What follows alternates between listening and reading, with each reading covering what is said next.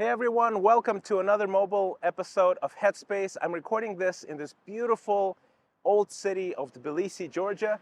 I am in this sculpture garden that you're going to see behind my back. There's a beautiful church behind me here.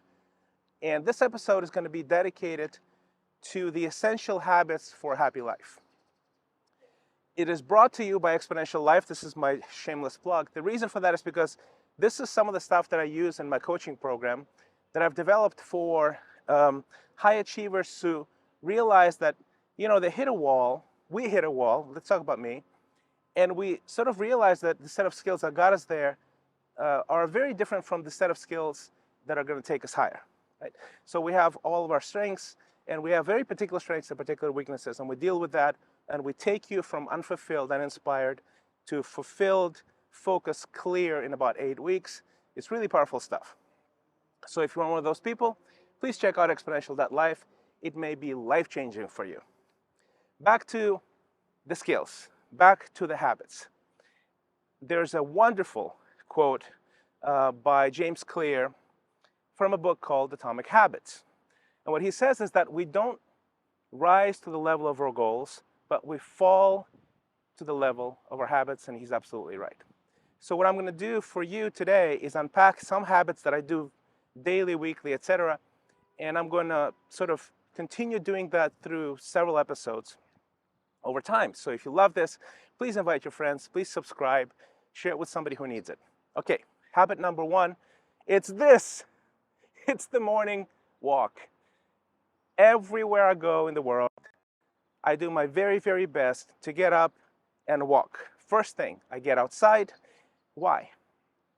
Because if I happen to be in a place that is sunny, I get some vitamin E, I get some optimism, I start moving, my blood starts flowing. When I'm in settings like this, actually any settings, when you just move, my brain sort of wakes up, right? My creativity wakes up. I listen to some music, I say some prayers, I do some contemplation. There's all kinds of different nuances and ways to approach it, but I do it every single morning, and I love it. It's so good because I can tell you it makes me a happier man. It sets my day, sets the mode. Here's another sculpture, by the way. And it's absolutely life-changing for me, and I would not trade it for the world. I do it every single morning. Habit number two, moving your body, doing something physical. What do I do? Okay, I walk for about half an hour, 45 minutes, an hour, most days of the week. And I work out 3 times a week. I lift weights. And the reason for that is because you are in possession, as the miracle you are, of the perfect pharmacy right inside your body. And instead of going to CVS or Walgreens and picking up something that will pick up your mood, make you less depressed, give you some energy or whatever, what you can do is you can train your muscles. And what happens is your mind spies on your body, and it says, okay, this person is interacting with the outside world. Let's equip him to interact with the outside world more efficiently, more powerfully. So you literally are deploying this massive inflow of your internal pharmacy, and you're a miracle, and instead of going for something on the outside, you can create that in the inside.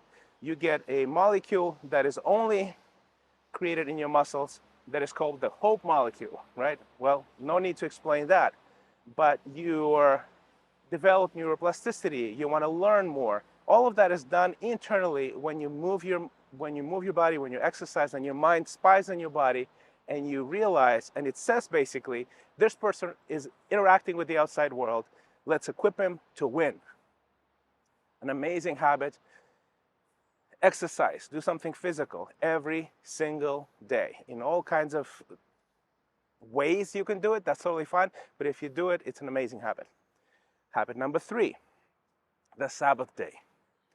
The Sabbath day I was introduced into my life and changed my life about 15 years ago. This is 2023, I'm recording this. Maybe more actually, maybe longer. But it's a day when you rest. And it's surprisingly challenging to rest for someone who is ambitious, full of ideas, full of energy. And I'm one of those people. The amazing power of this habit is, well, books have been written about it, but I'm going to give it to you in 30 seconds, is that you dedicate a whole full day to delight, to joy, to happiness, which is revolutionary. Our culture does not support that.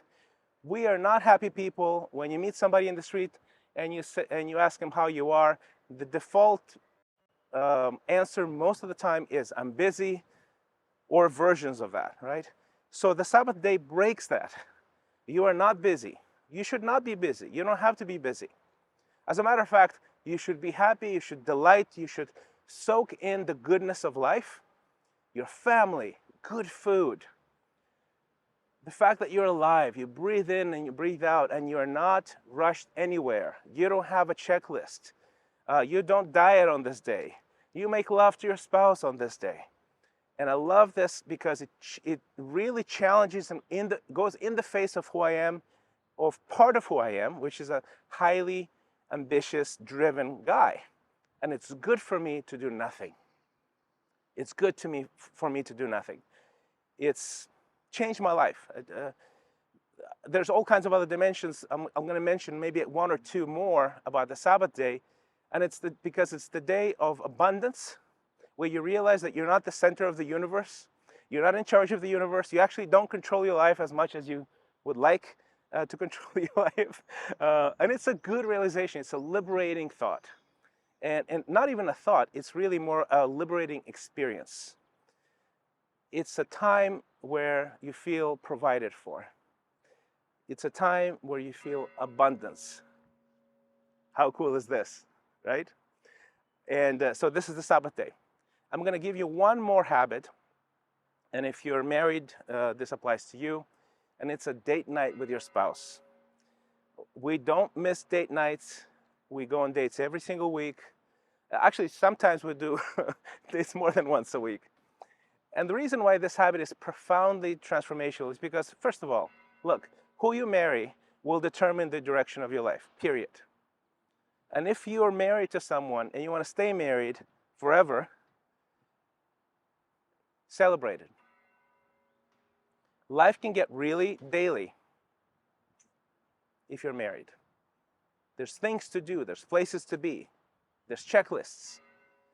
And it takes away from the joy and the delight and the miracle that it is that two people decided to share a life together. I love my wife. She's the greatest thing in my life. And I want to celebrate her. I want to remind myself and her that she's the most important thing. I want to remind Deb that I love her, adore her, that I respect her, that I appreciate her.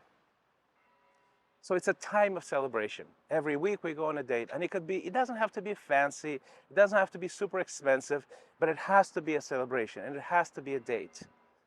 So we go out, we go to dinner, we go to a museum, we go to a movie, whatever it is. But we know, both of us know, that this is what's happening right now. We're celebrating the love that we have for each other. We're celebrating that we plan to spend the rest of our lives together. And it just fills us with this joy and peace and belonging.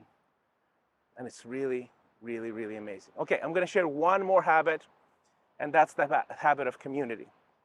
I'm a Christian. I go to church every Sunday. Sometimes I can't wait to be there and worship and listen to the Word of God or preach the Word of God, which I do. Sometimes, I feel a little heavy, but it's a habit. I go. And invariably, by the end of the time that I'm there, even if I'm going, oh man, I'm just not having a good day right now, I don't want to be around people, at the end of the day, I'm more full, more optimistic, more faithful, and I have perspective. But this is not enough. Every week, we meet with our small group. These are people that we do life with. Same thing. These are people that we cherish because they decided to share their lives with us and to be a witness to our lives. And that's huge. Week in and week out, these are people who want to know how my week was, how my day was. What are my obstacles? What are my wins, and celebrate with me. And again, that's a habit, right? It's a huge treasure. It's one of the most important things in my life to meet with my small group every week. And I just look forward to it every single time. And again, not every single time I am overflowing with joy and optimism when I walk in. But every single time I know this is meaningful, this is a habit that's going to change my life in incremental ways, but in huge ways in the long run. So that's another habit for a happy life. So there you go. I hope this helps you. I hope this enriches your life. This is something I can guarantee you will transform the trajectory of your life if you start implementing these things. And they can feel or seem sort of simple because they are, but they're not simplistic. They are actually truly transformational. And if you want to build a life that is completely different and change the trajectory of your life to go upward in joy, happiness, fulfillment, meaning, these are some of the building blocks of a happy life like that. So if you love this, if you know somebody who needs it, subscribe, forward to them, and I'll see you in the next episode of Headspace. Maybe we'll do another mobile one. Maybe not. We shall see. Thanks for paying attention. I love bringing you this wisdom, this content, the stuff that has worked for me, people that I coach, people that I mentor. Be happy.